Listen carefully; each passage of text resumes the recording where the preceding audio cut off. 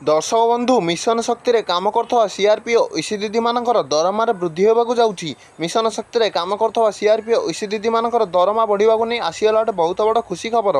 सरकार देवाक जाऊँच सीआरपीओ ईसी दीदी मानक बड़ खुशी खबर।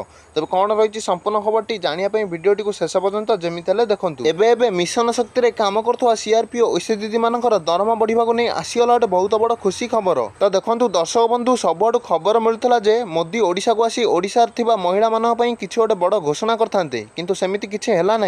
तो किंतु मिशन शक्ति रे काम करथवा सीआरपीओ ईसी दीदी मानकर दरमा बढ़िया नहीं आहरी गोटे बड़ खुशी खबरटे आसी एक विशेष सूत्रु खबर मिलूँ जे सरकार सीआरपीओ ईसी दीदी मानकर दरमा वृद्धि करने को जाऊँगी। सरकार सीआरपीओ ईसी दीदी मानकर दरमाटी बढ़ाई से दरमाटी को 9,000 टଙ୍କା करदेवे बोली एक विशेष सूत्रु खबर मिलूँ। तो देखो दर्शक बंधु मिशन शक्ति रे काम करथवा सीआरपीओ ईसी दीदी मैंने बहुत दिन हम राजधानी आंदोलन करते कि से दरमार वृद्धि कर बकेया दरमा दि जाऊ एवं से स्थायी नियुक्ति दि जाऊ एवं अवसर पर आर्थिक सहायता राशि दि जाऊ। से दाबी नहीं राजधानी आंदोलन करते सरकार पाखे यह दाबी रखुले किंतु उपमुख्यमंत्री प्रभाती परिडा प्रतिश्रुति पूरण करने नहीं किसी आश्वासन देथारू से आंदोलन ओहरी गले। एथुर जनापड़ी जे सरकार खूब शीघ्र मिशन शक्ति रे काम करथवा सीआरपीओ ईसी दीदी मानकर दुख शुणा जाऊँगी एवं से समस्त दाबी पूरण करने को जाऊँगी। यह आज खबरटी भिडियोटी भल लगे भिडियोटी को लाइक चैनल को सब्सक्राइब कर दिंतु।